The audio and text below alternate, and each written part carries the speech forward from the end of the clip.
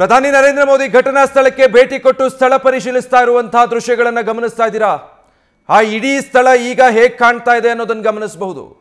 ಘಟನೆ ನಡೆದಿರೋ ಸ್ಥಳದಲ್ಲಿ ನಿಂತು ಆ ಹಾಸ್ಟೆಲ್ನ ಕಟ್ಟಡ ಹೇಗಾಗಿದೆ, ಅಲ್ಲಿ ಇನ್ನೂ ಕೂಡ ಒಂದಷ್ಟು ಡೆಬ್ರಿಗಳು ಹಾಗೆ ಬಿದ್ದಿರೋದು ನೋಡ್ತಾ ಇದ್ದೀವಿ. ಸ್ಥಳದಲ್ಲಿ JCBಗಳು ಇನ್ನೂ ಕೆಲಸ ಮಾಡ್ತಾ ಇದೆ. ಅಲ್ಲಿದ್ದಂತಹ ವಾಹನಗಳು, ಕಟ್ಟಡ ಎಲ್ಲ ಸುಟ್ಟು ಭಸ್ಮ ಆಗೋಗಿದೆ. ಆ ಸ್ಥಳಕ್ಕೆ ಭೇಟಿ ಕೊಟ್ಟು ಸಂಪೂರ್ಣ ಪರಿಸ್ಥಿತಿ ಏನಿದೆ ಅನ್ನೋದನ್ನ, ಘಟನೆ ಬಗ್ಗೆ ಮಾಹಿತಿಯನ್ನು ಪ್ರಧಾನಿ ನರೇಂದ್ರ ಮೋದಿ ಪಡ್ಕೊಂಡಿದ್ದಾರೆ. ಜೊತೆಯಲ್ಲಿರುವಂತಹ ಅಧಿಕಾರಿಗಳ ತಂಡ, ಪೊಲೀಸ್ ಅಧಿಕಾರಿಗಳಿಂದ ಹೇಗಾಗಿದೆ ಈ ಘಟನೆ ಅನ್ನೋದರ ಮಾಹಿತಿಯನ್ನು ಪಡ್ಕೊಂಡಿದ್ದಾರೆ. ಆ ವಿಮಾನದ ಒಂದು ಭಾಗ ಇನ್ನೂ ಕೂಡ ಆ ಕಟ್ಟಡದ ಮೇಲೆ ಇರೋದನ್ನು ಗಮನಿಸಬಹುದು.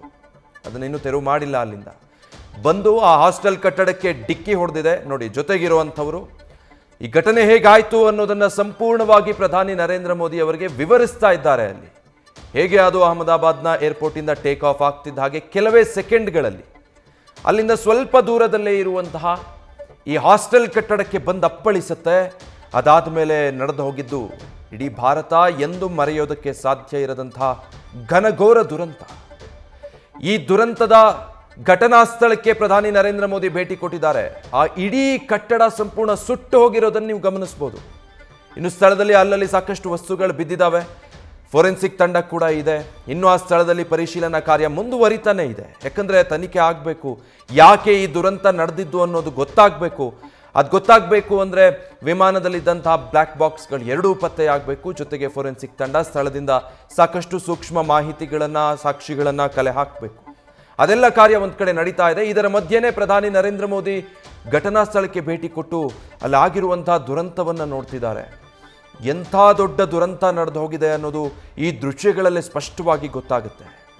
ಒಂದು ವಿಮಾನ ವೇಗವಾಗಿ ಬಂದು ಬಹು ಅಂತಸ್ತಿನ ಕಟ್ಟಡಕ್ಕೆ ಡಿಕ್ಕಿ ಹೊಡೆದ ಪರಿಣಾಮ ಘನಘೋರ ದುರಂತದಲ್ಲಿ 265 ಮಂದಿ ಸಜೀವ ದಹನ ಆಗಿ ಪ್ರಾಣ ಕಳೆದುಕೊಂಡಿದ್ದಾರೆ.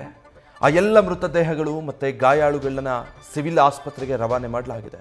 ಘಟನೆ ನಡೆದಿರುವಂತಹ ಸ್ಥಳದಲ್ಲಿ ಈಗಲೂ ಕೂಡ ಕಾರ್ಯಾಚರಣೆ ಮುಂದುವರಿತಾ ಇದೆ. ಅಂದರೆ ಎಲ್ಲ ಮೃತದೇಹಗಳನ್ನು ಹೊರಕ್ಕೆ ತೆಗೆದು ಆಸ್ಪತ್ರೆಗೆ ರವಾನೆ ಮಾಡಿದ್ದಾಯಿತು. ಆದರೆ ದುರಂತಕ್ಕೆ ಸಂಬಂಧಪಟ್ಟ ಹಾಗೆ ಯಾವ ಕಾರಣಕ್ಕಿದಾಗಿದೆ ಅನ್ನೋದರ ಬಗ್ಗೆ ಮಾಹಿತಿ ಕಲೆ ಹಾಕಬೇಕು. ಅಲ್ಲಿ ಒಂದಷ್ಟು ಇನ್ಸ್ಪೆಕ್ಷನ್ ನಡಿಬೇಕು. ಆ ಕೆಲಸ ಕಾರ್ಯಗಳು ಇನ್ನೂ ಕೂಡ ಘಟನಾ ಸ್ಥಳದಲ್ಲಿ ನಡೀತಾ ಇದೆ. ಇದರ ಮಧ್ಯೆ ಪ್ರಧಾನಿ ನರೇಂದ್ರ ಮೋದಿ ಭೇಟಿ ಕೊಟ್ಟಿದ್ರು ಅಲ್ಲಿಗೆ. ಇವತ್ತು ಬೆಳಗ್ಗೆ 8:50 ಸುಮಾರಿಗೆ ಅಹಮದಾಬಾದ್ಗೆ ಬಂದು ತಲುಪ್ತಾರೆ ಪ್ರಧಾನಿ ನರೇಂದ್ರ ಮೋದಿ. ಅದಾದಮೇಲೆ ಅಲ್ಲಿಂದ ನೇರವಾಗಿ ಅವರು ಮೊದಲು ತಲುಪಿದ್ದು ಘಟನೆ ನಡೆದಂಥ ಈ ಸ್ಥಳಕ್ಕೆ. ಅಲ್ಲಿ ಹೋಗಿ ಏನಾಗಿದೆ, ಎಂಥ ವಿಧ್ವಂಸ ದುರಂತ ನಡೆದು ಹೋಗಿದೆ ಅನ್ನೋದನ್ನು ಮೊದಲು ಗಮನಕ್ಕೆ ತಗೊಂಡಿದ್ದಾರೆ. ಸಂಪೂರ್ಣ ಮಾಹಿತಿ ಪಡ್ಕೊಂಡಿದ್ದಾರೆ. ಇಡೀ ಸ್ಥಳವನ್ನು ವೀಕ್ಷಣೆ ಮಾಡಿದ್ದಾರೆ. ಅದಾದಮೇಲೆ ಅಲ್ಲಿಂದ ಅವರು ಸಿವಿಲ್ ಆಸ್ಪತ್ರೆ ಕಡೆಗೆ ತೆರಳಿದ್ದು. ಆ ಹಾಸ್ಟೆಲ್ನಲ್ಲಿ ವಿದ್ಯಾರ್ಥಿಗಳಿದ್ರು. ಅದು ಊಟದ ಸಮಯ, ನಿನ್ನೆ ಮಧ್ಯಾಹ್ನ ಊಟ ಮಾಡೋದಕ್ಕೆ ಅಂತ ಬಂದಿದ್ದ ವಿದ್ಯಾರ್ಥಿಗಳು. ಏನಾಗ್ತಿದೆ ಅಂತ ಅವ್ರ ಗಮನಕ್ಕೆ ಬರೋದಕ್ಕೆ ಮುಂಚೆನೇ ಎಷ್ಟೋ ಜನರ ಪ್ರಾಣ ಹೊರಟೋಯ್ತು. ಇದೇ ಕಟ್ಟಡದಲ್ಲಿದ್ದಂಥ 24 ವಿದ್ಯಾರ್ಥಿಗಳು ಈ ದುರಂತದಲ್ಲಿ ತಮ್ಮ ಪ್ರಾಣ ಕಳೆದುಕೊಂಡಿದ್ದಾರೆ. ಆ ಎಲ್ಲ ವಿದ್ಯಾರ್ಥಿಗಳ ಮೃತದೇಹವನ್ನು ಈಗಾಗಲೇ ಆಸ್ಪತ್ರೆಗೆ ರವಾನೆ ಮಾಡಲಾಗಿದೆ. ಇನ್ನು ಕೆಲವರು ಗಂಭೀರವಾಗಿ ಗಾಯಗೊಂಡಿದ್ದಾರೆ. ಎಷ್ಟೋ ಜನ ಏನಾಯಿತು ಅಂತ ಗೊತ್ತಾಗಲಿಲ್ಲ, ಬಟ್ ಪ್ರಾಣ ಉಳಿಸ್ಕೊಳ್ಬೇಕು ಅನ್ನೋ ಧಾವಂತದಲ್ಲಿ ಕಟ್ಟಡದಿಂದ ಕೆಳಗೆ ಹಾರಿ ಜೀವ ಉಳಿಸ್ಕೊಂಡು ಗಾಯ ಮಾಡಿಕೊಂಡವರಿದ್ದಾರೆ. ಇನ್ನು ಕೆಲವರಿಗೆ ಸುಟ್ಟ ಗಾಯಗಳಾಗಿ ಜೀವ ಉಳಿಸ್ಕೊಂಡು ಅಲ್ಲಿಂದ ಪಾರಾದವರಂತ ಇದ್ದಾರೆ. ಬಹಳಷ್ಟು ವಿದ್ಯಾರ್ಥಿಗಳ ಪರಿಸ್ಥಿತಿ ಈ ರೀತಿಯಾಗಿದೆ. ಎಲ್ಲರೂ ಸಿವಿಲ್ ಆಸ್ಪತ್ರೆಯಲ್ಲಿ ಸದ್ಯ ಚಿಕಿತ್ಸೆ ಪಡ್ಕೊಳ್ತಾ ಇದ್ದಾರೆ. ಘಟನೆ ನಡೆದಿರೋ ಸ್ಥಳ ನೋಡಿದ್ರೆ ಸಂಪೂರ್ಣ ದುರಂತದ ತೀವ್ರತೆ ಏನು ಅನ್ನೋದನ್ನ ಆ ಸ್ಥಳನೇ ವಿವರಿಸೋ ಹಾಗಿದೆ. ಅದು ಒಂದು ಬಹು ಅಂತಸ್ತಿನ ಕಟ್ಟಡ ಆ ಪರಿಸ್ಥಿತಿಗೆ ತಲುಪುತ್ತೆ ಅಂದರೆ ಆ ದುರಂತ ಎಷ್ಟರ ಮಟ್ಟಿಗೆ ನಡೆದು ಹೋಗಿರಬೇಡ, ದುರಂತದ ತೀವ್ರತೆ ಏನು ಅನ್ನೋದನ್ನು ಆ ಸ್ಥಳ, ಅಲ್ಲಿರುವಂತಹ ಪರಿಸ್ಥಿತಿನೇ ವಿವರಿಸ್ತಾ ಇದೆ. ಇದು ಆ ಕಟ್ಟಡದ ದೃಶ್ಯ ನೀವೀಗ ನೋಡ್ತಾ ಇರೋದು. ಯಾವ ಪರಿಸ್ಥಿತಿಯನ್ನು ತಲುಪಿದೆ ಆ ಕಟ್ಟಡ. ಇಡೀ ಕಟ್ಟಡ ಕಪ್ಪಗಾಗೋಗಿದೆ, ಮಸಿ ಆಗೋಗಿದೆ, ಸುಟ್ಟು ಕರಕಲಾಗೋಗಿದೆ ಕಟ್ಟಡ. ಇನ್ನು ಒಂದೊಂದು ದೇಹಗಳ ಪರಿಸ್ಥಿತಿ ಏನಾಗಿರ್ಬೇಡ. ಸಿಮೆಂಟು, ಇಟ್ಟಿಗೆ, ಕಾಂಕ್ರೀಟ್ ಬಳಸಿ ಕಟ್ಟಿರುವಂಥ ಕಟ್ಟಡದ ಪರಿಸ್ಥಿತಿನೇ ಹಿಂಗಾಗಿದೆ ಅಂದರೆ ವಿಮಾನದಲ್ಲಿ ಪ್ರಯಾಣಿಸ್ತಾ ಇದ್ದಂಥ ಪ್ರಯಾಣಿಕರು, ಸಿಬ್ಬಂದಿಗಳ ದೇಹಗಳು ಏನಾಗಿರ್ಬೇಡ, ಯಾವ ಸ್ಥಿತಿಗೆ ಹೋಗಿರಬೇಡ. ಸಜೀವ ದಹನ ಆಗಿರೋ ದೇಹಗಳು, ಆ ದೇಹಗಳನ್ನು ಹೊರತೆಗೆಯುವಂಥ ಸಂದರ್ಭ, ಅದನ್ನು ಊಹೆ ಮಾಡಿಕೊಳ್ಳೋದಕ್ಕೆ ಅಸಾಧ್ಯವಾದಂಥ ದೃಶ್ಯಗಳು. ಅಂಥ ಪರಿಸ್ಥಿತಿ ನಡುವೆ ಎಲ್ಲ ದೇಹಗಳನ್ನು ಹೊರಗೆ ತೆಗೆಯಲಾಗಿದೆ. ಇನ್ಯಾವುದೇ ದೇಹಗಳು ಅಲ್ಲಿ ಉಳ್ಕೊಂಡಿಲ್ಲ. ಇವತ್ತು ಬೆಳಗ್ಗೆ ಕೂಡ ಮತ್ತೊಂದು ಸುತ್ತಿನ ಹುಡುಕಾಟ ನಡೆಸ್ತಾ ಇದ್ರು ಆ ಸ್ಥಳದಲ್ಲಿ.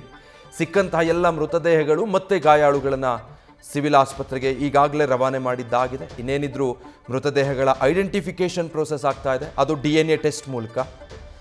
ಗುರುತು ಪತ್ತೆ ಹಚ್ಚಲಾದ ಮೃತದೇಹಗಳನ್ನು ಕುಟುಂಬಸ್ಥರಿಗೆ ಹಸ್ತಾಂತರಿಸಿ ಅಲ್ಲಿಂದ ಆಂಬ್ಯುಲೆನ್ಸ್ ಮೂಲಕ ಅವರವರ ಗ್ರಾಮಗಳಿಗೆ, ಊರುಗಳಿಗೆ ತೆರಳೋದಕ್ಕೆ ಸರ್ಕಾರ ಆಂಬ್ಯುಲೆನ್ಸ್ ವ್ಯವಸ್ಥೆಗಳನ್ನು ಮಾಡಿಟ್ಟಿದೆ. ಗಾಯಾಳುಗಳಿಗೆ ನಿರಂತರವಾಗಿ ಚಿಕಿತ್ಸೆ ಒಂದು ಕಡೆ ಮುಂದುವರಿತಾ ಇದೆ. ಈ ಮಧ್ಯೆ ಇವತ್ತು ಬೆಳಗ್ಗೆ ಪ್ರಧಾನಿ ನರೇಂದ್ರ ಮೋದಿ ಅಹಮದಾಬಾದ್ಗೆ ಆಗಮಿಸಿದ್ದಾರೆ. ವಿಮಾನ ನಿಲ್ದಾಣಕ್ಕೆ ಬಂದಿಳಿದು ಅಲ್ಲಿಂದ ಮೊದಲು ಘಟನಾ ಸ್ಥಳಕ್ಕೆ ಭೇಟಿ ಕೊಟ್ಟು ಅಲ್ಲಾಗಿರೋ ದುರಂತದ ತೀವ್ರತೆಯನ್ನು ಅರಿತುಕೊಳ್ಳೋದಕ್ಕೆ ಸ್ಥಳ ವೀಕ್ಷಣೆ ಮಾಡಿದ್ದಾರೆ. ಸ್ಥಳದಲ್ಲಿದ್ದು ಅಧಿಕಾರಿಗಳಿಂದ ಮಾಹಿತಿ ಪಡ್ಕೊಂಡಿದ್ದಾರೆ.